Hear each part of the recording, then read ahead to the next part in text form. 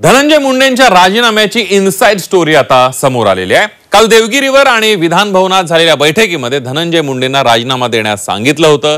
नेमकं या बैठकांमध्ये काय झालं बघूयात याबद्दलची इनसाइड स्टोरी। धनंजय मुंडेंच्या राजीनाम्याची इनसाइड स्टोरी झी24 तासच्या हाती लागली आहे। देवेंद्र फडणवीसांनी दिलेल्या इशाऱ्यानंतर धनंजय मुंडेंनी आपल्या मंत्रिपदाचा राजीनामा दिल्याची माहिती सूत्रांनी दिली आहे। काल दुपारी विधान भवनात मुख्यमंत्री देवेंद्र फडणवीस, अजित पवार, धनंजय मुंडेंची बैठक झाली। या बैठकीत मुख्यमंत्री देवेंद्र फडणवीसांनी धनंजय मुंडेंना राजीनामा देण्यास सांगितलं। मात्र धनंजय मुंडेंनी राजीनामा देण्यास नकार दिल्याची माहिती सूत्रांनी दिली आहे। दरम्यान यानंतर काल रात्री संतोष देशमुखांच्या हत्येचे फोटो व्हायरल झाले। यानंतर राज्यभर रोष वाढला आणि त्यानंतर अजित पवारांच्या देवगिरी बंगल्यावर रात्री उशिरा तातडीची बैठक बोलावण्यात आली।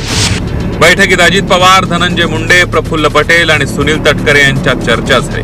दरम्यान काही वेळानंतर लगेचच चंद्रशेखर बावनकुळे आणि देवेंद्र फडणवीस देवगिरी बंगल्यावर दाखल झाले। फडणवीस बैठकीत सामील झाल्यानंतर धनंजय मुंडेंना बैठकीतून काही वेळ बाहेर बसवण्यात आलं। दरम्यान यावेळी धनंजय मुंडेंचा राजीनामा घेण्याचं निश्चित करण्यात आलं। फडणवीसांसोबत झालेल्या बैठकीनंतर अजित पवार आणि धनंजय मुंडेंमध्ये रात्री उशिरापर्यंत बैठक पार पडली। या बैठकीत अजित पवारांनी धनंजय मुंडेंची समजूत काढली आणि राजीनामा देण्यास राजी केलं। कोऱ्या पेपरवर धनंजय मुंडेंची सही घेतली आणि त्या पेपरवर राजीनाम्याचा मजकूर टाईप करण्यात आला। धनंजय मुंडे राजीनामा देत नसतील तर राज्यपालांना पत्र देऊन मंत्रिमंडळातून काढू असा इशारा फडणवीसांनी दिला होता।